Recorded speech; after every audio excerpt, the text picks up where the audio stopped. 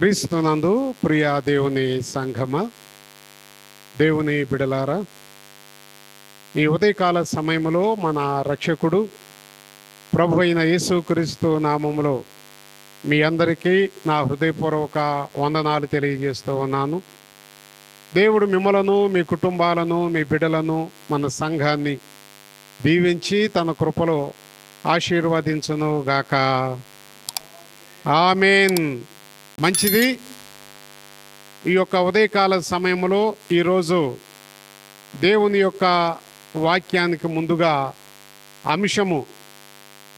అంశాన్ని మన మధ్యలో ఉన్న ఎతిథ్యా వచ్చి ఈ అంశాన్ని సంఘానికి వినిపిస్తాడు. ఈరోజు యొక్క వాక్య భాగంలో ఉన్న అంశము దేవుని యందు నీ పిలుపు. మంచిది. అంశాన్ని సంఘానికి ప్రకటించినటువంటి ఎతిథ్యాను ప్రభు దీవించునుగాక. ఆమెన్. ఎన్నిసార్లు దీవించినా మన నుండి రావాల్సిన ఏంటంటే ఆమెన్. క్రీస్తునందు ప్రియ దేవుని సంఘమా, దేవుని బిడలారా, ఈరోజు దేవుని యందు నీ పిలుపు. ఈరోజు అంశము దేవుని యందు నీ పిలుపు అని చెబుతూ రెండవ మాట ఏంటంటే దేవుని యందు నా పిలుపు. అందరూ కూడా చెప్పండి, దేవుని యందు. చెప్పండి, దేవుని యందు నా పిలుపు. అందరూ కూడా మరలా ఏలు నా వైపు చూపించి దేవుని యందు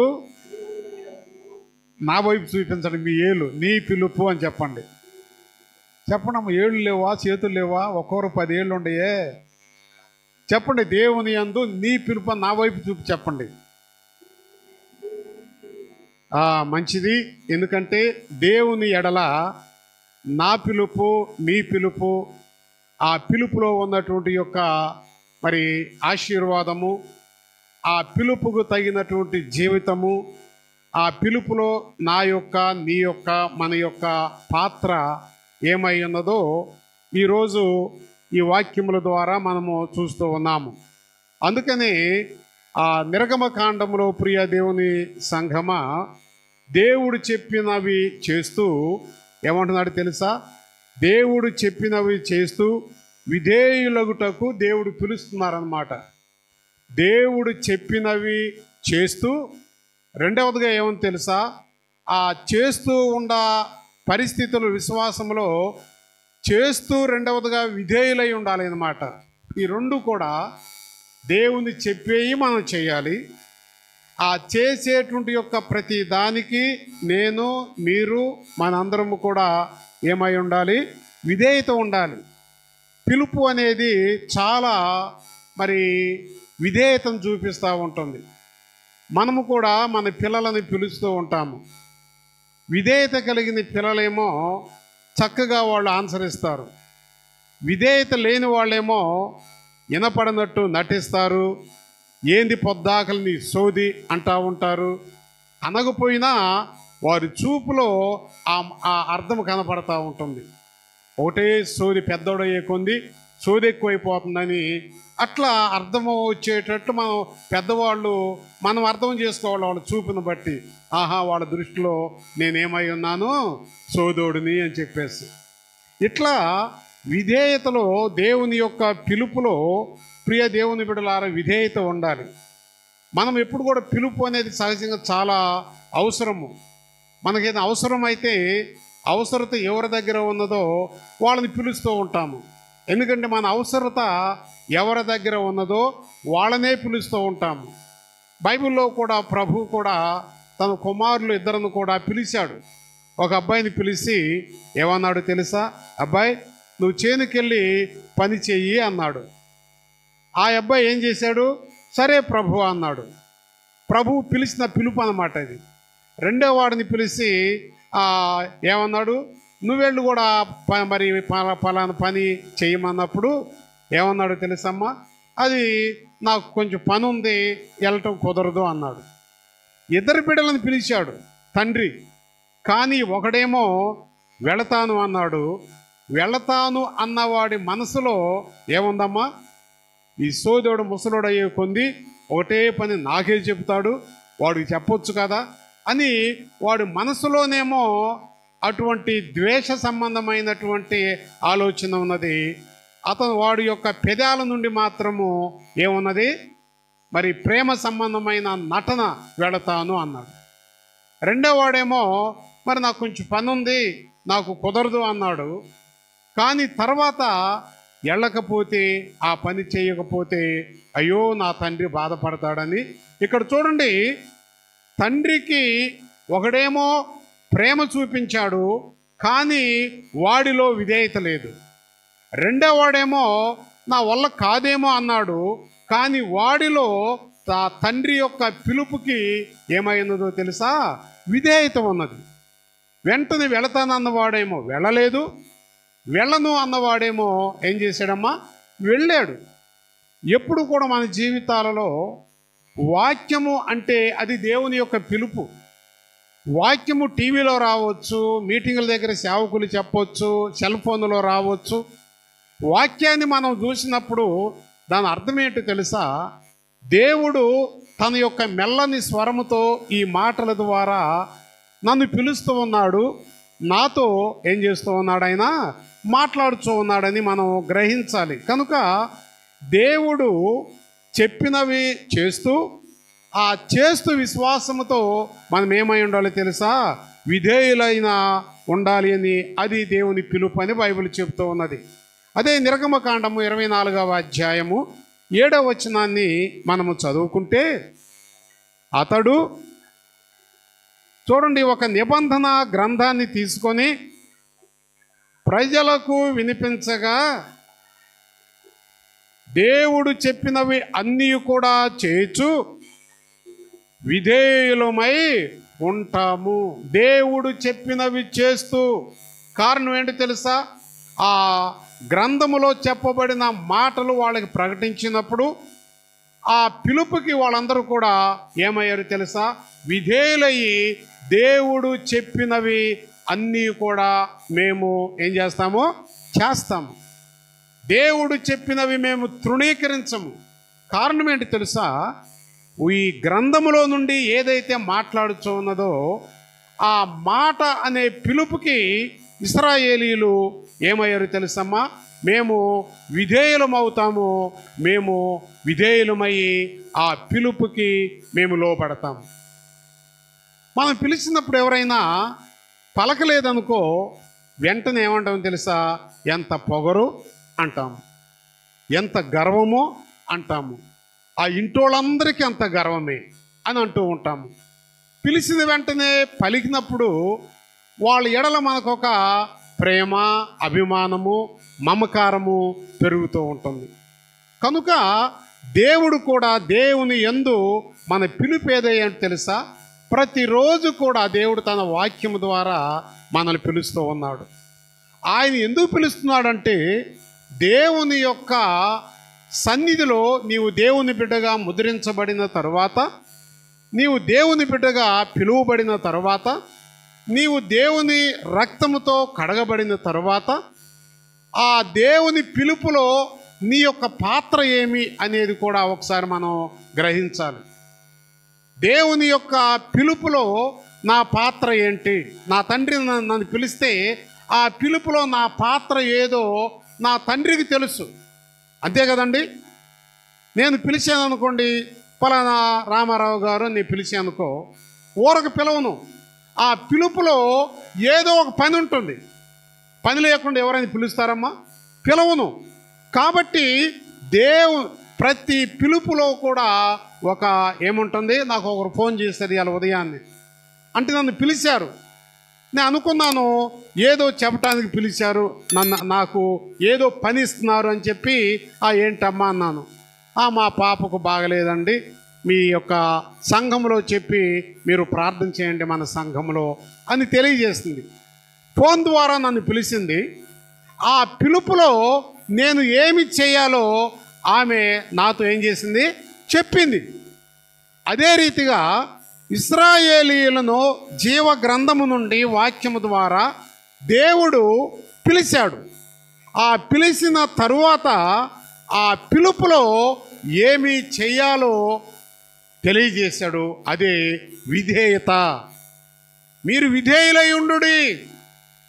సంఘంలో ప్రతి బిడ్డ కూడా దేవునికి మనము విధేయులమై ఉండాలి. దేవుని చిత్తానికి మనం లోబడి ఉండాలి. దేవుని యొక్క పిలుపులో ఏ పని ఉన్నదో ఆ పని చిత్తము ప్రభువా నేను రెడీ. దేవుడు సమూయేలుని పిలిచాడు.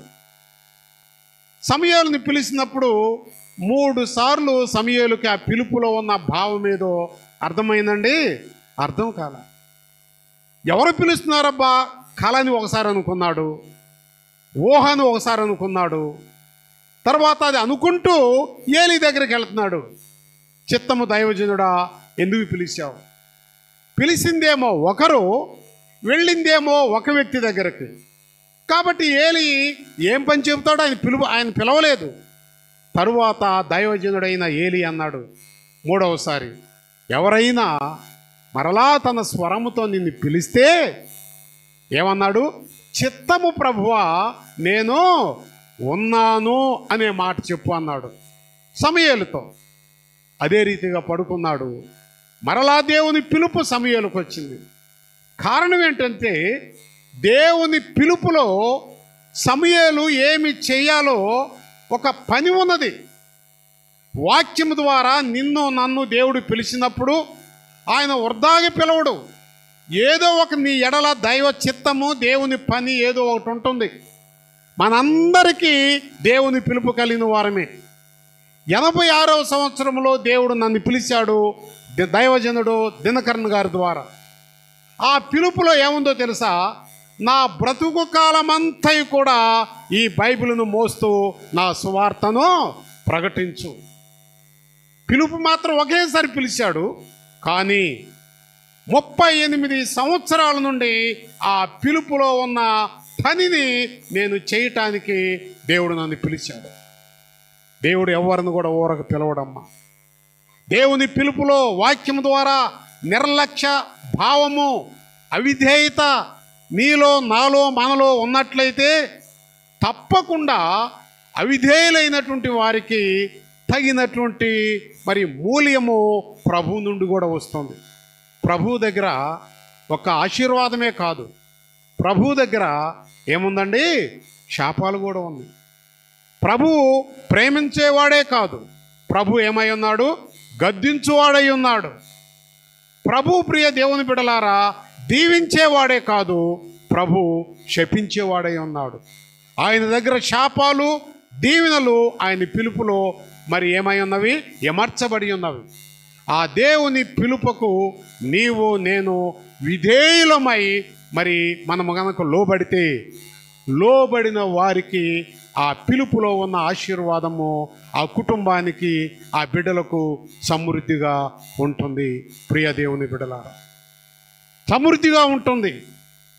నేను ఒకసారి దాదాపు ఒక వైఎస్ రాజశేఖర రెడ్డి గారు ఉన్నప్పుడు ఆయనను కలుసుకోవటానికి నేను అపాయింట్మెంట్కి నేను ముందుగా అప్లికేషన్ పెట్టాను. నేను 7ంటికి వెళ్ళి ఆ క్యాంపస్ ఆఫీసులో ఉన్నాను. అందరిని పిలుస్తున్నారు. తర్వాత నా టైం వచ్చేసింది. నన్ను కూడా పిలిచారు అక్కడ ఉన్నటువంటి పిఏ. నన్ను పిలిచిన తర్వాత మన ముఖ్యమంత్రి రాజశేఖర రెడ్డి గారికి పంపించారు. అక్కడికి వెళ్ళాను. వెళ్ళిన తర్వాత మీది ఏ ఊరు ఏంటి అని కూర్చొని అడిగాడు. నేను పలానండి, పలానా సందోల్లో నేను పాష్ గారిని దేవుని సేవ చేస్తున్నాను. అంతవరకు కూర్చొని మాట్లాడిన వ్యక్తి నేను సేవకుడిని, నేను పాష్ గారిని అనే మాట ఎప్పుడైతే అన్నానో ఆ కుర్చీలోంచి లేచి ఆయన ఏమన్నారు తెలుసా? వందనాలు పాష్ గారండి అన్నారు. దాదాపు తెలంగాణ, ఆంధ్రప్రదేశ్ 2 రాష్ట్రాలు కలిసినటువంటి యొక్క రాష్ట్రానికి ముఖ్యమంత్రి ఆయన. ఎప్పుడైతే ఒక సేవకుడు అక్కడికి వెళ్ళి తనను తాను అక్కడ చెప్పుకున్నాడో వెంటనే దాదాపు ఆ దినాలలో 6 కోట్ల మందికి ముఖ్యమంత్రిగా ఉన్నటువంటి అతను లేచి ఆయన ఏం చేశాడో తెలుసా? విధేయత చూపించాడు. కారణం ఏంటి తెలుసా? దేవుని సేవకుడు అంటే దేవుని పిలుపు కలిగిన వాడు. దేవుని సేవకుడు అంటే దేవుని వాక్యానికి లోబడిన వాడు. దేవుని సేవకుడు అంటే జీవగ్రంథము తీసుకొని రకరకాల ప్రాంతాలలో వెళ్ళి దేవుని సత్య సువార్తను ప్రకటించి నశించిపోయి పాపములో, లోకములో, శాపములో మ్రగ్గిపోవచ్చున్న వారిని పరిశుద్ధుడైన దేవుని యొక్క శిలువ చెంతకు నడిపించేవాడు అనే ఒక ఆలోచన ఉన్నది. కాబట్టి సేవకుడికి ఇవ్వవలసిన గౌరవము, విధేయత ఇచ్చినప్పుడు నేను చాలా సంతోషించాను. ఆయన్ను చూసినందుకు సంతోషించాల, ఆయన నాతో మాట్లాడినందుకు సంతోషించాల. ఒక రాష్ట్ర ముఖ్యమంత్రిగా ఉండి 6 కోట్ల మందికి ఎప్పుడైతే నేను ఒక పాస్టర్ గారిని అనే మాట అన్నానో, ఆ మాటకు దేవుని సేవకుడనే ఆ పిలుపు విన్నాడు. వెంటనే లేచి వందనాలు అని చెప్పినప్పుడు ఆ మాటకు నేను ఎంతో సంతోషించాను. ప్రియ దేవుని బిడ్డలారా, ఆయన గ్రహించాడు సేవకుడనేవాడు దేవుని పిలుపు కలిగిన వాడని. ఒక రాష్ట్ర ముఖ్యమంత్రి ఆయన క్యాంపస్ ఆఫీస్కి వచ్చేటప్పుడు కూడా సిఎస్ఐ పాష్ గారు డైలీ ఉదయాన్ని ఇంటికి వెళ్తాడు, ఆ ఇంట్లో ప్రార్థన చేస్తాడు. తర్వాతే 6:30కి ఆయన క్యాంపస్ ఆఫీస్కి వస్తూ ఉంటాడు. నేను ఎందుకు చెప్తున్నా తెలుసా? ఆ కుటుంబాన్ని దేవుడు పిలిచాడు. పిలుపు కలిగిన కుటుంబం ఎప్పుడూ విధేయతగా ఉంటుంది. నిన్ను, నన్ను, మనందరినీ దేవుడు పిలిచాడు. ఆ పిలుపు కలిగిన మనము ఇశ్రాయేలీయులలో విధేయత లేదు కాబట్టి ఇశ్రాయేలీయులు చేరవలసిన కానానికి వాళ్ళు చేరలేకపోయారు. పిలుపు ఉన్నది. మోషే ద్వారా దేవుడు ఇశ్రాయేలీయులను పిలుచుకున్నాడు. కానీ పిలుపు కలిగిన ఇశ్రాయేలీయులలో ఏమి లేదు తెలుసమ్మా? విధేయత లేదు. దేవుని ఎడల పిలిచినటువంటి మోషే ఎడల విధేయత లేదు కాబట్టి వారు అవిధేయులుగా జీవించారు. కనుకనే వారు ఏమయ్యారో తెలుసమ్మా? వారు నిరీక్షణ కలిగినటువంటి ఆ మరి కానానికి వారు చేరలేకపోయారు. దేవుడు యొక్క పిలుపు మనందరికీ ఉన్నది. నన్ను నా దేవుడు 86లో పిలిచాడు. ఒక్కొక్కరిని ప్రియ దేవుని బిడలారా, మరి జాన్ బాబు కంటే ముందు ఉన్నటువంటి ఒక సేవకులు జాన్ బాబు, తర్వాత డేవిడ్ పాష్ గారు, షాలేము, రాజేష్ పాష్ గారు, తర్వాత ఒక్కొక్క సేవకుని ద్వారా ఒక్కొక్క దేవుని పిలుపు కలిగి స్థలంలో మనందరం కూడా ఉన్నాము. దేవుడు నన్ను పిలిచాడంటే కాదు, రెండవదిగా అవిధేయులైన ఇశ్రాయేలీల వలె కాకుండా విధేయులైనటువంటి యెహోషువ, కాలేబు వలె దేవునికి మనం విధేయులై ఉండాలి. దేవుని చిత్తానికి విధేయులమై ఉండాలి. సమూయేలు అన్నాడు, చిత్తము ప్రభువా నేను ఉన్నాను.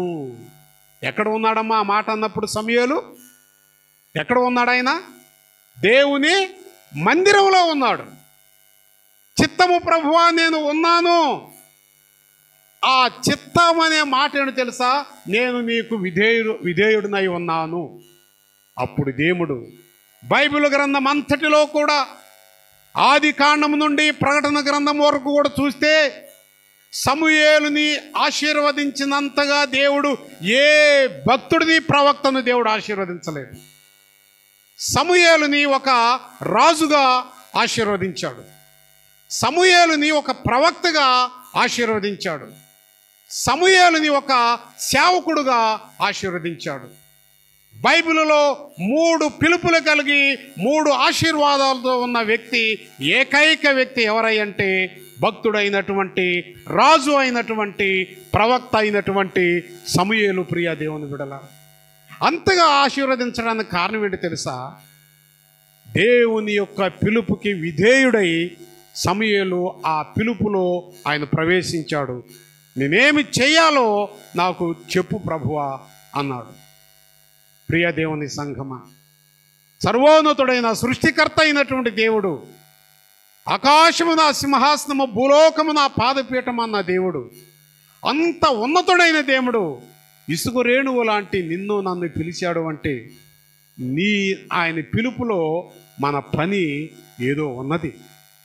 మనం ప్రార్థించేటప్పుడు మన అవసరతలు అడుగుతామే, కానీ ప్రభువా నన్ను పిలిచావు, నీ మందిరంలో నా పని ఏంటి, నీ పరిచర్యలో నా పని ఏంటి, నీ యొక్క మరి సేవలో నా పని ఏంటి, ఇట్లా నా పని ఏంటి అని మనం ప్రార్థించేటప్పుడు ప్రభు పిలుపులో నా పని ఏంటి ప్రభువా, నా పని ఏంటి నాయనా అని మనం దేవుణ్ణి ఏం చేయాలమ్మా? ఆయన మనం మరి ప్రాధేయపడేటువంటి బిడ్డలుగా మనం జీవించాలి. నీవేం చేయాలో దేవుడు మనతో మాట్లాడతాడు. దేవుడు మనతో మాట్లాడతాడు. 12 మంది శిష్యులను పిలిచాడు. పిలిచిన తర్వాత వలలు కుట్టుకునే వాళ్ళని, పన్నులు వసూలు చేసుకునే వాళ్ళని, చేపలు పట్టుకునే వాళ్ళని, రకరకాల వాళ్ళని దేవుడు ఏం చేశాడండి? పిలిచాడా పిలవలేదా? పిలిచాడు. ఎందుకు పిలిచాడో, ఆయన ఈ లోకం నుంచి మరలా పునరుద్ధానుడైన తర్వాత ఆయన వెళ్ళేటప్పుడు ఆ పిలుపు ఎందుకు పిలిచాడో అక్కడ చెబుతున్నాడు. ఏమన్నా తెలుసా? మీరు సర్వలోకానికి వెళ్ళి సర్వ సృష్టికి ఒక పని చెప్పటానికే దేవుడు పిలిచాడు. ఇది మనం జ్ఞాపకం చేసుకోవాలి. మనం ఏదో ఆదివారం రావటము, వెళ్ళటము, కొంతమంది గురువారం రావటము, కొంతమంది శనివారం రావటము, ఇది కాదు. దేవుని పిలుపులో నీ పని ఏమై ఉన్నదో అది నీవు దేవుని యొక్క వాక్యము, దేవుని ద్వారా నీవు అడిగి గ్రహించి విధేయుడుగా నీవు ఉండకపోతే, ప్రియ దేవుని సంఘమా, దేవుని ద్వారా వచ్చే ప్రతి ఒక్క ఈవులను కూడా మనము పోగొట్టుకుంటాం. మనం ఎంత దేవుని పని చేస్తే దేవుడు మనలను ఏం చేస్తాడమ్మా? అంతగా ఆశీర్వదిస్తాడు. ఆ పరిచర్యలో దేవుడు నన్ను పిలిచినప్పుడు ఆ పిలుపుకు తగినట్లు నేను ఎన్నో చెప్పాలి. ఇవాళ పరిస్థితి నేను చెప్పటం లేదు. నా ప్రారంభపు పరిచర్య దినాలలో అనేక సందర్భాలలో దేవుని పిలుపు ఆకలితో ఉంటుందా? దేవుని పిలుపు రకరకాల అడవి పళ్ళు తింటూ ఉంటుందా? పళ్ళతోనే బ్రతకాలా? దేవుని పిలుపు ఎంత దరిద్రంగా ఉంటుందని కూడా ఒకానొక సందర్భాల్లో నేను ఆలోచించాను. కానీ ప్రియ దేవుని బిడ్డలారా, ఆ దరిద్రతలో నుంచి దేవుని పిలుపు ఎంత ఆశీర్వాదకరంగా ఉంటుందని ఈనాడు నేను ఆ పిలుపు యొక్క ఉన్నతత్వాన్ని నేను గ్రహించాను. మన జీవితాల్లో ఏదో ఆయన పని చేయటానికి, ఆ పని ఏమైనదో దేవుడు నిన్ను పిలుస్తూ ఉన్నాడు, నీతో మాట్లాడుతూ ఉన్నాడు. బైబిల్ చెబుతుంది 24వ అధ్యాయము 3వ వచనములో, మోషే వచ్చి, చూడండి, మోషే వచ్చి దేవుని మాటలు అన్నిటినీ ప్రజలతో వివరించి చెప్పెను. ప్రజలందరూ దేవుడు చెప్పిన ప్రతి మాట మేము ఆ ప్రకారమే చేస్తామని మోషే వచ్చి అంటున్నాడు, ఓ ఇశ్రాయేలీయులారా, దేవుడు మిమ్మల్ని పిలుస్తూ ఉన్నాడు, ఆయన ఏం చేయాలో చెబుతూ ఉన్నాడు అన్నప్పుడు ఆ ఇశ్రాయేలీయులు ఏమన్నారు తెలుసా? మోషే, దైవజనుడా, దేవుడు మాకు ఏది చెప్పాడో, దేవుడు నీ ద్వారా దేవుడు మమ్మల్ని ఏ రీతిగా చేయాలని పిలిచాడో తప్పకుండా ప్రతిదీ కూడా మేము చేయటానికి ఏమై ఉన్నామో? సంసిద్ధులమై ఉన్నాము. మొదటలో వాళ్ళు అంతగా సిద్ధపడ్డారు. తర్వాత వచ్చేలేకే వారి సిద్ధపాటు ఏమైందమ్మా? ఏమైంది? ఐసు లాంటి సిద్ధపాటు కొంతమందికి ఉంటుంది, రాయి లాంటి సిద్ధపాటు కొంతమంది ఉంటుంది. ఐసు లాంటి సిద్ధపాటు చూడండి, మొదట్లో గట్టిగా ఉంటుంది, తరువాత టైం గడిచే కొలది ఏమైపోతుందమ్మా? అది కరిగిపోతూ కరిగిపోతూ కరిగిపోతూ చివరికి అక్కడ ఏమీ ఉండదు. రాయి లాంటి స్టోన్ రెడీ అన్న రాయి లాంటి సిద్ధపాటు 100 వర్షాలు వచ్చినా, ఎండ వచ్చినా, చలి వచ్చినా, కష్టాలు వచ్చినా, బాధలు వచ్చినా, శ్రమలు వచ్చినా, కరువు వచ్చినా, విపత్కరమైన పరిస్థితులు వచ్చినా, ఆ రాయి ఎంత వచ్చినా ఆ రాయి రాయిగానే ఉంటుంది. దానిలో అరుగుదల ఉండదు, దానిలో కరుగుదల ఉండదు, దానిలో తగ్గింపు ఉండదు. దేవుని పిలుపులో నీవు ఏది కలిగి ఉన్నావో ప్రభు యొక్క రాకడ వరకు కూడా నీ యొక్క పని ఏమైనదో దానినే మనం జరిగించాలి, దానినే మనం ఏం చేయాలి? చేయాలి. ప్రియ దేవుని బిడ్డలారా, ఇది నా పిలుపు, దీనిని బట్టి దేవుడు నన్ను పిలిచాడు. నా దేవుడు దేవుని సేవకుడికి సహాయం చేయడానికి నన్ను పిలిచాడు. నా దేవుడు దేవుని యొక్క పరిచర్యలో నన్ను ఒక పాలి భాగస్థుడుగా నిలబెట్టడానికి దేవుడు నన్ను పిలిచాడు. విజయనగరం జిల్లా నెల్లిమర్రలో నేను పరిచర్య చేసేటప్పుడు దాదాపు నెల్లిమర్ల నుండి లక్కిడాం అనే ఊరు 2 అడవులు దాటుకుంటూ కొండల మీద దాటుకుంటూ వెళ్ళాలి. నేను సైకిల్ అది సెకండ్ హ్యాండ్ సైకిల్ కొన్నప్పుడు 150 రూపాయలు పెట్టి ఆ సైకిల్ వేసుకుని వెళుతుంటే మా సంఘ పెద్దలు 4 ఉన్నారు. వాళ్ళ 4 కూడా అయ్యా నీ ఒక్కడు వెళ్ళవద్దు, అడవులు భయంకరమైన జంతువులు ఉంటాయి అని వాళ్ళు తీర్మానం చేసుకున్నారు. ఆ రోజులో మా సేవకుడు మా పాస్టర్ గారు ఎక్కడికి పరిసరి వెళ్ళినా మేము కూడా అక్కడికి వెళ్ళాలి అని ఆ 4 సంఘ పెద్దలు వాళ్ళు ఏం చేసుకున్నారమ్మా, తీర్మానం చేసుకున్నారు. వారి తీర్మానము నేనున్నంత వరకే లేదు. గత సంవత్సరం నేను విజయనగరం వెళ్ళినప్పుడు అక్కడ సేవకుడు చెప్తున్నాడు, ఇమానుయేల్ పాస్టర్ గారు, అయ్యా నీ ఉన్నప్పుడు వీళ్ళు ఏ తీర్మానం చేసుకున్నారు, ఏ పిలుపు కలిగి ఉన్నారు, ఇప్పుడు కూడా నేను గడప దాటి బైబిల్ తీసుకుని దాటితే నాకు ఎస్కార్ట్గా ఈ 4 నాకేముంటాడో పరిచర్యలో సహాయకులుగా ఉంటున్నాను. దేవుడు వారిని దీవించారు. ఆ 4 పెద్దలను దీవించారు. ఆ 4 కుటుంబాలను దీవించాడు. ఎందుకో తెలుసా, వారు పిలుపుకు తగినట్లు వాళ్ళు ఏం చేస్తున్నారమ్మా, సిద్ధపడ్డారు, జీవిస్తూ ఉన్నారు. ఇశ్రాయేలీలు చెప్పారు కానీ తర్వాత చూస్తే వారి యొక్క సిద్ధపాటులో సరైనటువంటి గ్యారంటీ లేదు. ప్రియ దేవుని బిడ్డల, దేవునితో మనము ఆటలాడుకుంటూ ఉంటాం. దేవునితో మనం ఏం చేస్తూ ఉంటామో తెలుసా, జోకులేస్తూ ఉంటాము. దేవునితో మనము అబద్ధాలు ఆడుతూ ఉంటాము. మన పిలుపు ఆ రీతిగా ఉంటే అది సరి అయినది కాదు. ఇశ్రాయేలీలు మోషేతో మాట ఇచ్చారు. తర్వాత వారు ఆ మాట ఏమయ్యారమ్మా, తొలగిపోయారు. వారు కానానుకు వెళ్ళలేదు. అరణ్యములో తాపకరమైన సర్పాలతో వాళ్ళు మరణించారు. క్రూర జంతువులతో మరణించారు. అనేకమైన వ్యాధులతో వాళ్ళు మరణించారు. బయలుదేరిన వారిలో కానానులో ఎంతమంది ప్రవేశించారో తెలుసా, దేవుని పిలుపు కంటిన్యూ చేసినటువంటి యెహోషువ, కాలేబు వాళ్ళిద్దరు మాత్రమే ఆ కానానులో వాళ్ళు ప్రవేశించారు.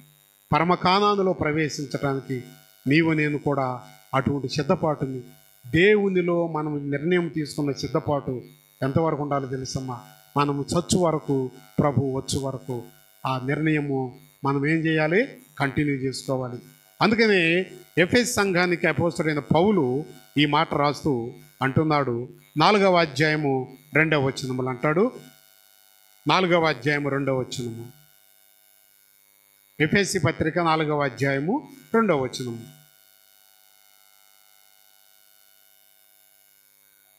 కాబట్టి మీరు చూడండి, కాబట్టి మీరు సమాధానమనే బంధము చేత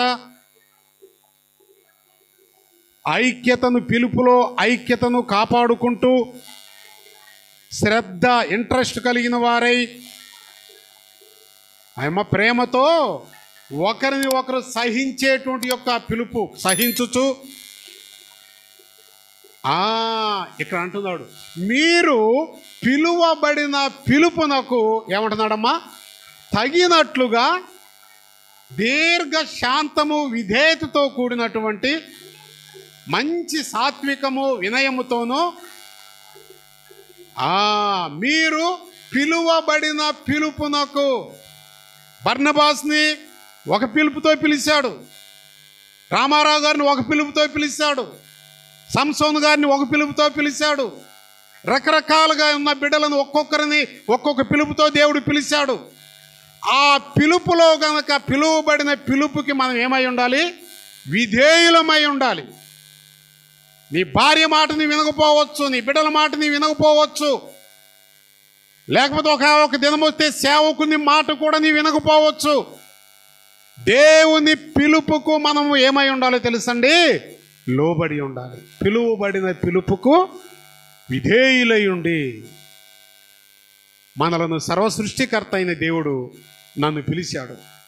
నేను గ్రహిస్తూ ఉంటాను, రాజశేఖర రెడ్డి పిలుపు కంటే కూడా, మరి ఆయన మన మధ్యలో లేడు, మాజీ ముఖ్యమంత్రి గారు, ఆయన పిలుపు కంటే కూడా నా కొరకే కలవరిలో మరణించిన నా యేసయ్య పిలుపు నాకెంతో ఆశీర్వాదం. ఆ పిలుపుకే నేను ఏమై ఉంటున్నాను తెలుసా, లోబడి ఉంటున్నాను. ఆ పిలుపుకే నేను విధేయులై ఉంటున్నాను.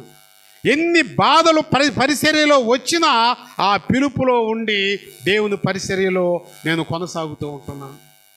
నన్ను పిలిచిన నా యేసయ్య, నన్ను పిలిచిన నా ప్రభు, నన్ను పిలిచిన నా కలవరి నాథుడు ఈనాడు నిన్ను, మిమ్మలను అందరినీ పిలిచాడు. అందరినీ పిలిచాడు. అందుకే అంటున్నాడు, ఓ ఎఫెసీ సంఘమా, మిమ్మల్ని పిలిచినది పౌలు కాదు, మిమ్మల్ని పిలిచినటువంటి కల్వరిలో సర్వమానవాళి కొరకై ఆకాశానికి భూమికి మధ్యలో 3 మేకుల ఆధారముతో వేలాడుచు మండు టెండలో ఉన్నటువంటి ఆ ప్రభు. ఎఫెసీ సంఘమా, ఈ మధ్యాహ్న కాల సమయంలో ఓ బైబిల్ ఫెయిత్ లోదరను ఆమోదగిరి పట్టణ సంఘమా, మండు టెండలో 3 మేకుల ఆధారముతో వేలాడుచు ప్రయాసపడి భారము మోసుకొనుచున్న నా ప్రజలారా, నా దగ్గరకు రండి. ఆ పిలుపులో ఆశీర్వాదం ఉన్నది, ఆ పిలుపులో పని ఉన్నది, ఆ పిలుపులో బాధ్యత ఉన్నది. దాని నుండి మనం తప్పించుకుంటే, తొలగిపోతే చాలా మనకి ఆయనను మనం రిజెక్ట్ చేసినట్టు అన్నమాట. చూడండి, వెళతాను అన్నాడు, ఆ కొడుకు వెళ్ళాడమ్మా పనికి, వెళ్ళాల. అంటే తండ్రి మాటను ఏం చేశాడు ఆయన? రిజెక్ట్ అన్నమాట, తృణీకరించాడు. నాకు కుదరదు అన్నాడు. ఆ బిడ్డ వెళ్ళాడు. ఆ బిడ్డ తండ్రి పిలుపుకు తగినట్లుగా ఏమయ్యాడు? విధేయుడై ఉన్నాడు. విధేయుడై ఉన్నాడు. నాతో పాటు సేవకు ఒక అతను వచ్చాడు, యోనా గారు అని చెప్పి. బిఎఫ్ఎల్సిని నాకు పరిచయం చేసిన ఆయన, అమ్మగారి దగ్గరకు నన్ను తీసుకుని వెళ్ళింది ఆయన, అమ్మగారితో నాతో మాట్లాడించింది ఆయనే. అతను నాకంటే ముందు సేవకుడు, చెరుగుపల్లిలో చేస్తున్నాడు.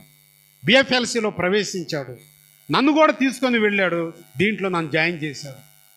కానీ ప్రియా దేవుని బిడ్డలారా, ఈనాడు ఆయన సేవలో లేడు. నేను ఒకసారి దెబ్బలకు వెళుచూ ఉన్నాను, బట్టిపురంలో దిగాను. బట్టిపురంలో దిగితే నా ముఖాన్ని ఆయన చూడలేదు. నా పక్కన ఉండి నేను ఫోన్ మాట్లాడుతుంటుంటే నా దగ్గరకు వచ్చి, సార్ ఒక 10 రూపాయలు ఉంటే ఇవ్వండి సార్ అన్నాడు. ఎవరా అని అతని వైపు చూడగలే, నన్ను బిఎఫ్ఎల్సికి పరిచయం చేసిన సేవకుడు అనమాట. సేవకుడు ఆయన, గొప్ప సేవకుడు ఒకప్పుడు చెరుగుపల్లిలో. ప్రియా దేవుని బిడ్డలారా, ఆయన చూడంగలే నాకు ఏడుపు వచ్చింది, నాకు బాధ వేసింది. అయ్యా ఏందయ్యా, నీవు నన్ను పరిచయం చేసిన బిఎఫ్ఎల్సి ద్వారా నేను బ్లెస్ చేయబడ్డాను, దీవించబడ్డాను. మరి నీ పరిస్థితి ఏంటి అంటే ఆయన చెప్పాడు, నా భార్య ద్వారా నా పరిస్థితి అయిపోయింది, నేను సేవలో నుంచి బయటకు వచ్చేసాను, నా పరిస్థితి ఎట్లా వచ్చింది. ఈ యొక్క బట్టిప్రోలు సెంటర్లో అనేక మంది బెగ్గింగ్ చేసుకుంటూ నేను బ్రతుకుతూ ఉన్నాను. చాలా అది దేవునికి విరోధమయ్యా. దేవుని సేవకుడుగా నీవు 100 మందిని ప్రభువులో నడిపించావు. ఆ పిలుపును వదిలిపెడితే ఏమైందమ్మా? భిక్షగాడుగా బెగ్గింగ్ చేస్తున్నాడు. దేవుని పిలుపులో ఉన్నంతకాలము అనేక మంది సేవకులకు మాదిరిగా ఉన్నాడు. అనేక మంది నశించిపోయిన బిడ్డలను ప్రభు దగ్గరకే నడిపించాడు. ఎప్పుడైతే తన భార్య క్యారెక్టర్ ద్వారా ఆయన ఎప్పుడైతే మరి ఆయన అప్సెట్ అయిపోయి తన మైండ్ని సేవను మానేశాడో, ఒక బెగ్గర్ అయిపోయాడు, ఒక భిక్షగాడు అయిపోయాడు. చాలాసేపు బస్సు వస్తే అని చెప్పి అక్కడ బస్ షెల్టర్లోకి వెళ్ళి నేను కూర్చొని ఎన్నో మాటలు చెప్పి కన్నీరు నాకు ఏడుపు పోస్తుంది ఆయన చూడగలేదు. ఇవాళ బిఎఫ్ఎల్సీలో ఈ స్థితిలో ఉన్నానంటే కారణం ఎవరు తెలుసా? ఆ పాస్టర్ గారు, యోనా పాస్టర్ గారు.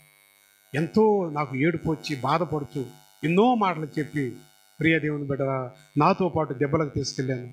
నా సేవలో ఆ రోజు 2 రోజులు నాతో ఉంచుకున్నాను.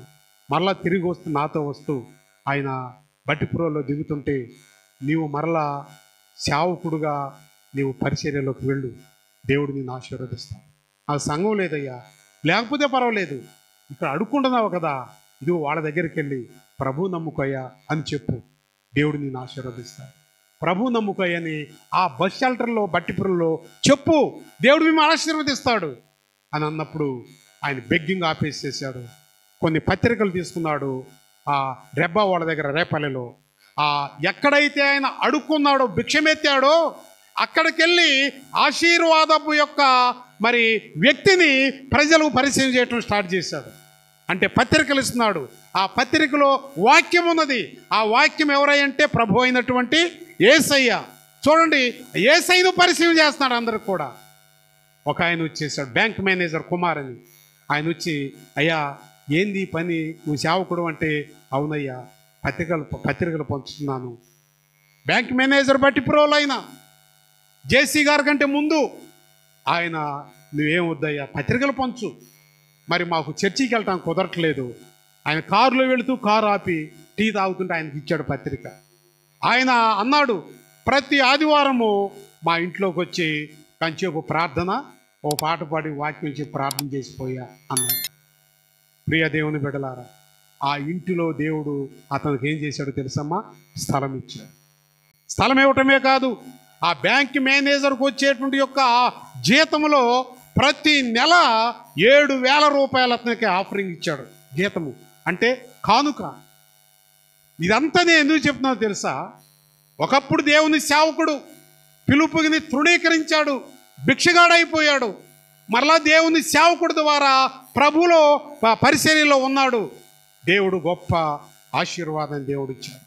ఇవాళ అతను పేటేరు దగ్గర రైల్వే ప్రక్కన ఒక మందిరాన్ని వేసుకొని పరిచర్య చేస్తూ ఉన్నాడు. ఎందుకు చెప్తున్నాను తెలుసా? ఇక్కడ అంటున్నాడు, ఓ ఎఫెసీ సంఘమా, మీరు ప్రజలను ప్రేమించడమే కాదు, మీరు పిలువబడిన పిలుపుకు ఏమై ఉండాలని చెప్తున్నాడమ్మా? విధేయులై ఉండాలి. ఇంకా అంటున్నాడు, దేవుడు కూడా రకరకాల మరి ప్రజలను ఏం చేస్తున్నాడమ్మా? ఆయన పిలుస్తూ ఉన్నాడు. అదే 4వ అధ్యాయము 17వ వచనం చూస్తే, ఎఫెసీ పత్రిక 4:17. కాబట్టి చూడండి, దేవుని యొక్క పిలుపు కలిగిన క్రైస్తవ సంఘము విశ్వాసులు అన్యజనులు నడుచుకొనున్నట్లు, అన్యజనుల వలె మీరు కాదు. ప్రతి నిత్యము కూడా నీవు మోకరించినప్పుడు నా దేవుని యొక్క కాలింగ్ పిలుపు నా కుటుంబాన్ని గురించి, నా బిడ్డల గురించి, నా గురించి ఏమైనదో ఒక్కసారి మోకరించి, ప్రభువా నీ చిత్తము నా ఎడల ఏమై ఉన్నదో అనేది మనం ప్రభువుని అడగాలి. ఆయన పని ఏమై ఉన్నదో ఆయన ఏం చేస్తారమ్మా? ఆయన చెప్తాడు. నేను అనుకున్నాను, ఇదివరకు నేను సంఘంలో తక్కువ ఉండేవాడిని, ఎక్కువ స్వార్థ మీటింగ్లకు వెళ్ళేవాడిని. హైదరాబాదు, విజయనగరం, దెబ్బలకి, నెల్లూరు రకరకాల ప్రాంతంలో, మన చీరాల్లోనే బైబిల్ కాలేజీలో ఒక టీచర్గా నేను అక్కడ దాదాపు 1.5 సంవత్సరం తెలియజేశాను. ఇప్పుడు అనుకున్నాను, ప్రభువా నాకు కొంచెం రిలీఫ్ ఇచ్చావు, ఆమోదగిరి పట్టణం సంఘాన్ని ఇచ్చి నాకు ఎటు మీటింగ్కి వెళ్ళకుండా రిలీఫ్ ఇచ్చావు అనగలే. నిన్న ఒక పాష గారు, దానియేలు అనే పాష గారు, మీకు ఈ పాఠాలు ఇచ్చాను చూడండి, ఇది మీద ఉంటాడు, ఇది ఈ పాష గారే, ఆయన దెబ్బల్లో పనిచేస్తున్నాడు. ఆయన అన్నాడు, అయ్యా మా సంఘస్థులంతా కూడా మరి నిన్ను అడుగుతున్నాడు, 2 రోజులు మీటింగ్ ఏర్పాటు చేసుకుంటున్నా, తప్పకుండా రావాలి. దెబ్బలకు వెళ్ళాలి అంటే ఎంత కష్టతరమైన ప్రయాణము. బోటు మీద 2 గంటల ప్రయాణం చేయాలి సముద్రపు పాయలో.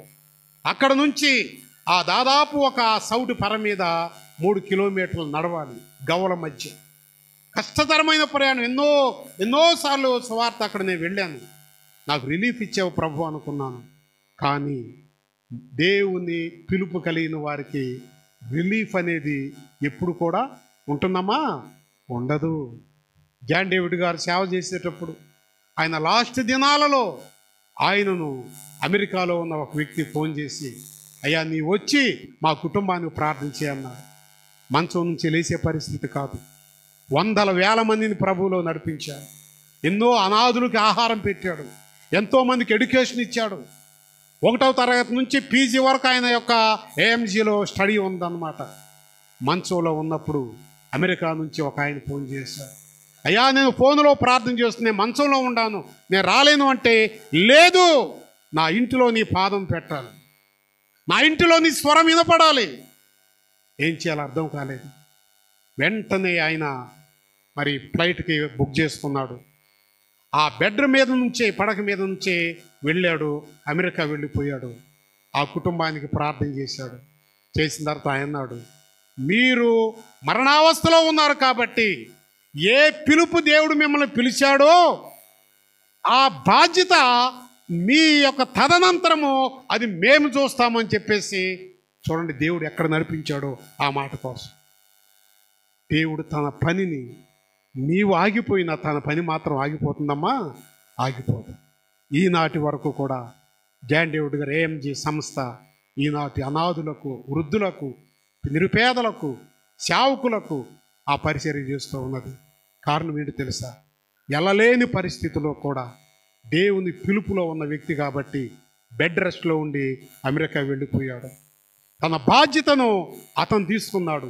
ఇతను వెళ్ళకపోతే ఏఎంజీ అనే మినిస్ట్రీ ఆ రోజుతోనే ఏమయ్యేదండి? ఆగిపోయేది. కనుక ప్రియ దేవుని బిడ్డలారా, ఇక్కడ అదే అంటున్నాడు 4:17 వచనంలో. ఏమన్నాడమ్మ చూడండి, అన్యుల వలె మీరు ఉండరాదు.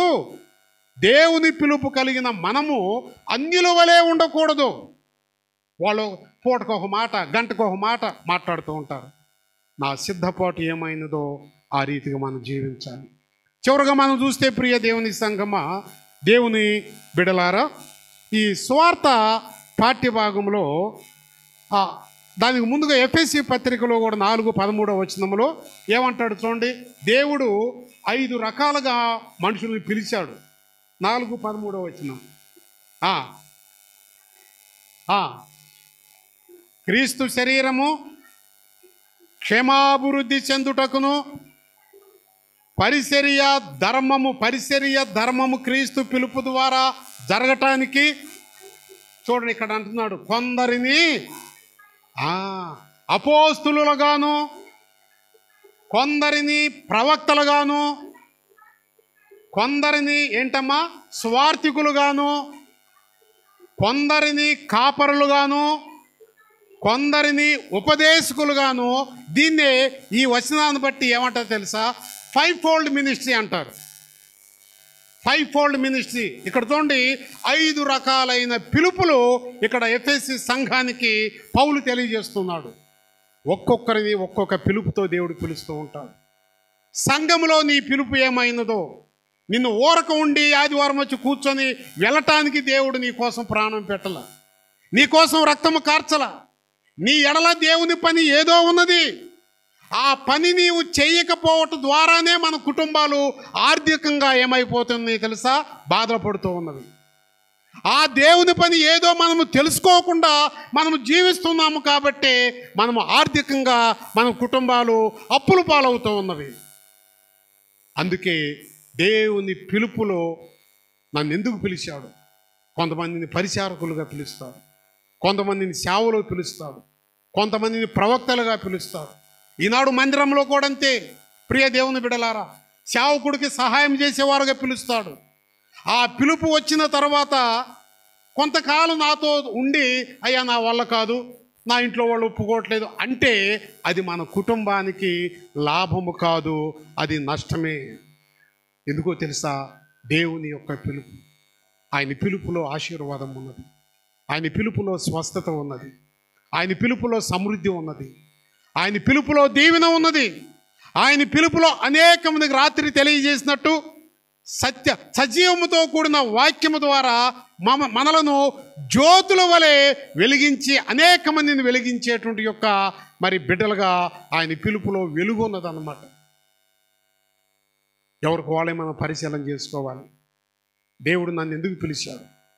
యామోదుగిరిపట్నం, దేశాయపేట, వేటపాలెము, జాండ్రపేట, చీరాల, ఇంత విస్తారమైనటువంటి పట్టణంలో నన్ను దేవుడు పిలిచాడు అంటే ఏదో నా పని దేవునికి అవసరమై ఉన్నది అని ఒకసారి ఆలోచించుకోండి.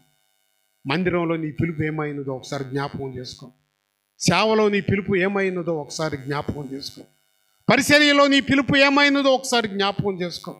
పరిచర్య ఎదుగుదలలో నీ పిలుపు ఏమైనదో ఒకసారి జ్ఞాపకం చేసుకుందాము ప్రియ దేవుని బిడ్డలారా. ఆ పిలుపులో మనము కనుక డ్రాప్ అయితే, ఆ పిలుపు నుండి మన జీవితాలు కనుక తొలగిపోతే, ఆయన పిలిచిన పిలుపుకి మనము న్యాయం చేసిన వారం కాదు.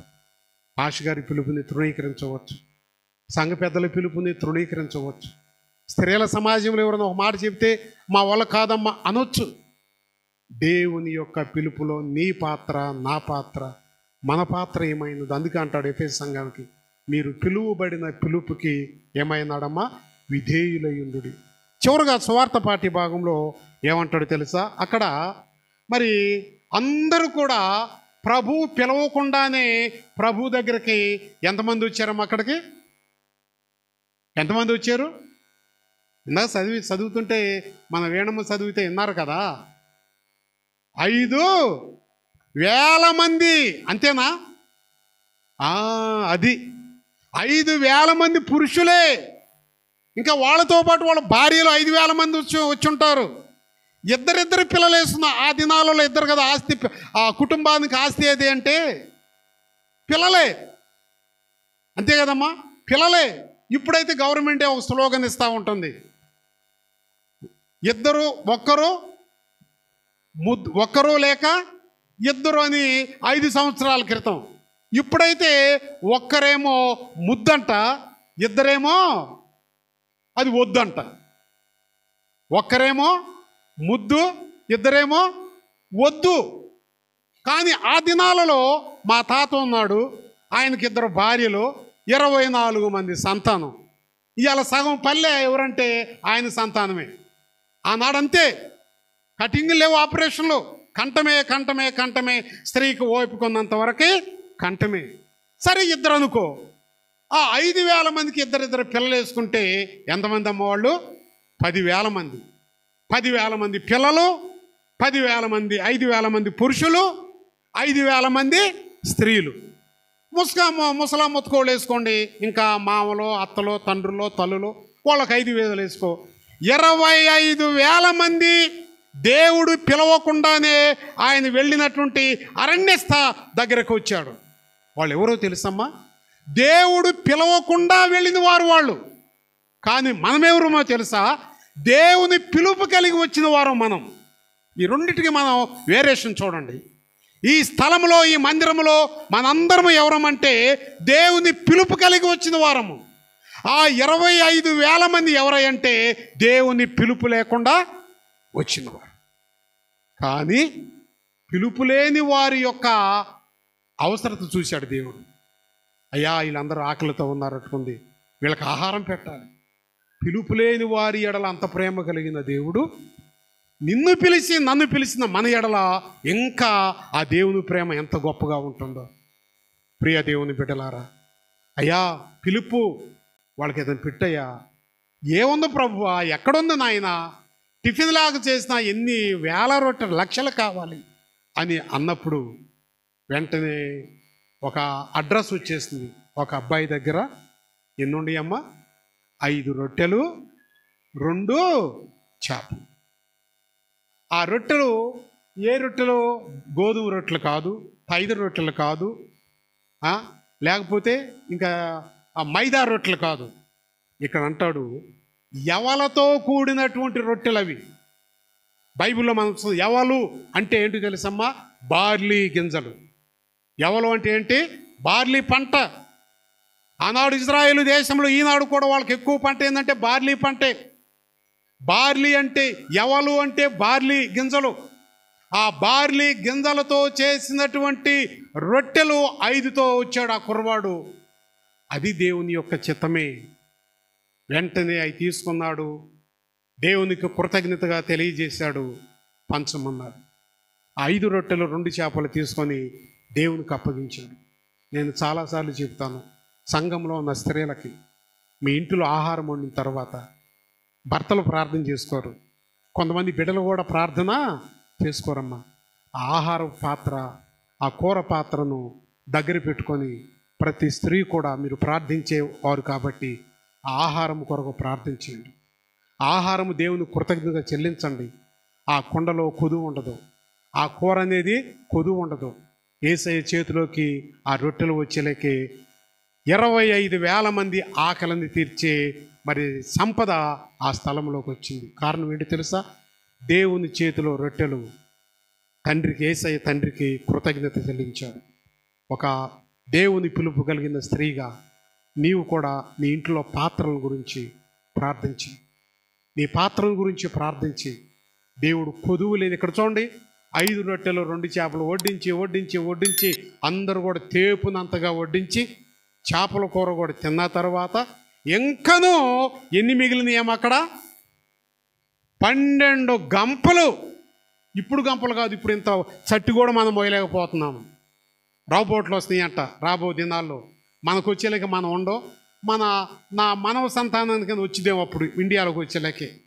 అది వచ్చి ఈ తట్టులు, ఈ కొండలు, ఈ కడిగిన బియ్యాలు కూడా మోయలేకపోతున్నారు మనుషులు.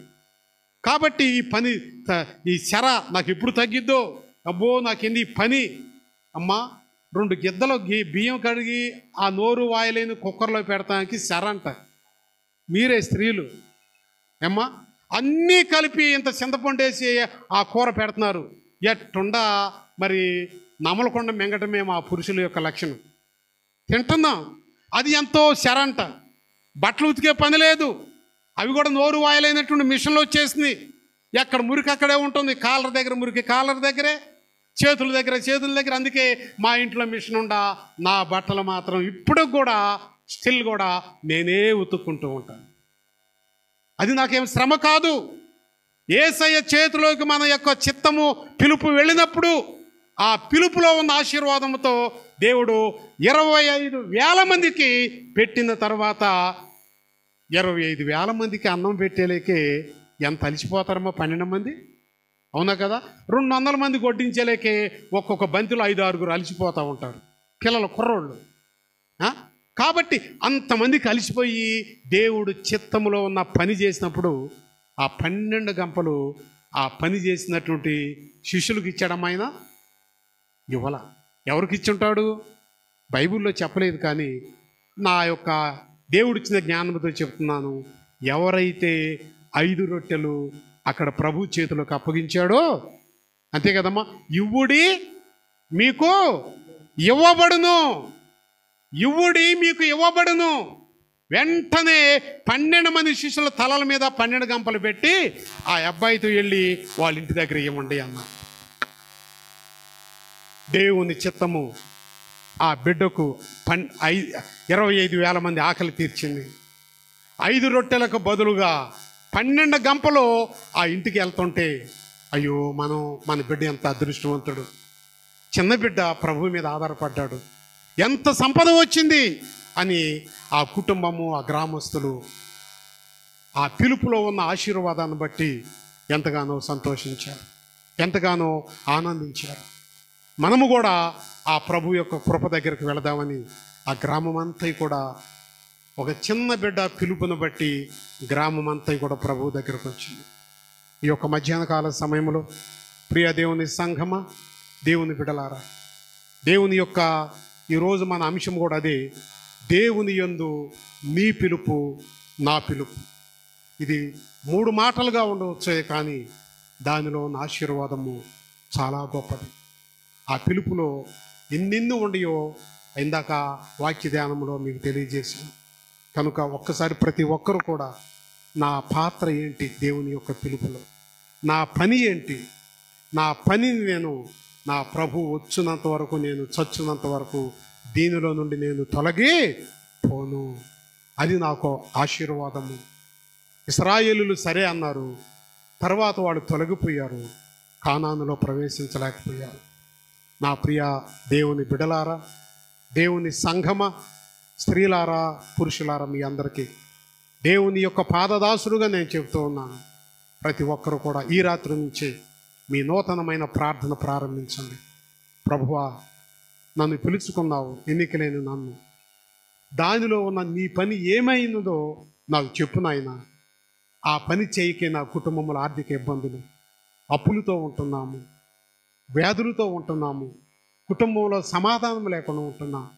నీ పని చేయకే, కనుక నాయన నీ పని ఏంటో నాకు చెప్పు, నేను చేస్తాను. పిలిపి పత్రికలు అంటాడు కదా, అందరూ మీ పనులు చేసుకుంటున్నారే కానీ నా పని చేసేవాళ్ళు ఎవరు లేరు అంటున్నారు. మీ పనులు అందరూ చేసుకుంటున్నారు, నా పని చేసేవాళ్ళు ఎవరు లేరు అంటున్నారు. కనుకనే నీ పని నేను చేస్తానయ్యా. నన్ను పిలుచుకున్నావు ప్రభువా. నా బిడ్డలను నీ దీవెన దూరం చేయబాకు, నా భర్తకు నీ దీవెనను దూరం చేయబాకు, నా కుటుంబానికి నీ ఆశీర్వాదాలు దూరం చేయబాకు.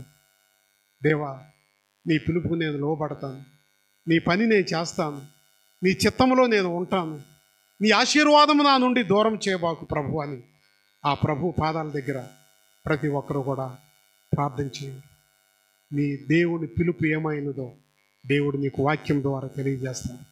అప్పుడు ఆయన ద్వారా అనుగ్రహించబడే ప్రతి ఆశీర్వాదము, ప్రతి దీవెనలు కూడా మనము మన బిడ్డలు, మీ యొక్క భర్తలు, మీ భార్యలు, కుటుంబాలు, మన సంఘము ఆ అతి దేవుని యొక్క ఆశీర్వాదంతో, దీవెనలతో వర్ధిల్లుతూ ఉంటుంది. నేను ఇక్కడికి వచ్చిన తర్వాత చెప్పాను, ఈ సంఘానికి దేవుడు ఒక సమస్య తెస్తాడు అని. ఆ సమస్య కోసం ప్రార్థన చేయమని చెప్పాను. ఎంతమంది గుర్తుందో నాకు తెలియదు. ఈ సంఘానికి ఒక సమస్య రావాలి. ఆ సమస్య రావాలని నేను ప్రార్థన చేస్తున్నాను. అమ్మా, మరి ఆ సమస్య రావాలా వద్దా మీరు చెప్పండి. అమ్మా, రావాలా వద్దా? ఇదేందండి, సమస్య పోవాలనుకుంటారు కానీ మీరేంటి సమస్య రావాలనుకుంటున్నారు? నేను అనుకుంటున్నా ఈ సంఘానికి నేను కోరుకునే సమస్య రావాలి. అదేంటో తెలుసా?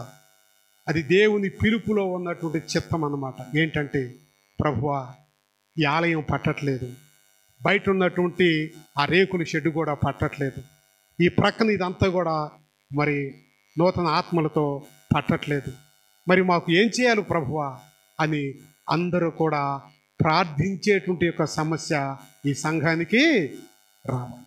అది ఆశీర్వాదం సమస్య, లేకపోతే అది కష్టం అమ్మది దేవుని చిత్తము. ప్రభువా, ఆ సమస్య ఈ సంఘానికి వచ్చులాగున నేనేమంటున్నా తెలుసా? ప్రార్థన చేస్తాను ప్రభువా. ఒక్క మాట చెప్పి నేను ముగిస్తాను. గణపవరంలో నేను సేవ చేసినప్పుడు చిన్న రేకుల షెడ్, ఇక్కడ మొదట్లో ఉన్నంత చిన్న రేకుల షెడ్. నేను అనుకున్నాను, ప్రభువా, ఈ సమస్య సంఘానికి రావాలని సంఘం ఎదుటి మీలాగానే ప్రార్థన చేశాను. ఆ సంఘం పట్టట్లేదు. వచ్చే విశ్వాసులు బయట కూర్చుంటున్నారు, ఎండలో కూర్చుంటున్నారు. టెంట్ వేయాలంటే 150 రూపాయల రోజుకి. బయట కూర్చుంటున్నారు ఎండలో, చెమటలు తుడుచుకుంటూ ఉంటున్నారు, కచ్చీపులు కాకుండా టవలు తెచ్చుకుంటున్నారు. అటువంటి పరిస్థితుల్లో ప్రార్థించాను. మందిరాన్ని శంకుస్థాపన చేశాము, మందిరం కట్టాము. కరోనాలో కూడా మందిరాన్ని దేవుడు సహాయం చేశాడు. ఇవాళ 300 మందిని పట్టేటువంటి మందిరాన్ని ఇచ్చాడు. దాదాపు 120 మంది ఆ చర్చికి అటెండ్ అవుతూ ఉన్నారు. నా ప్రార్థన దేవుడు ఆలకించాడు. ఆ మందిరాన్ని నింపాడు, ఆ మందిరాన్ని తీశాడు, నూతన మందిరాన్ని. అది దేవుడు సంతోషకరమైన కార్యం. ఆ రీతిగానే దైవ కార్యము ఈ మందిరంలో కూడా జరిగించి, ఈ స్థలం మాకు చాలట్లేదు ఆత్మలతో, ఎక్కడ ప్రభువ అనే సమస్య ఈ సంఘానికి, సంఘ పెద్దలకు, మనందరికీ రావాలి. అట్టి దీవెనలతో మనందరము కూడా నింపబడాలి అని ఈ మాటల ద్వారా తెలియజేస్తూ ఈ మాటలు ముగిస్తూ ఉన్నాను. దేవుడు ఈ మాటలు తన ఇనికిడిలో దీవించును గాక. ఆమేన్. సమస్త జ్ఞానమునకు మించిన దేవుని సమాధానము యేసుక్రీస్తు వలన మీ హృదయములకు, మీ తలంపులకు తోడయ్యుండును గాక. ఆమేన్.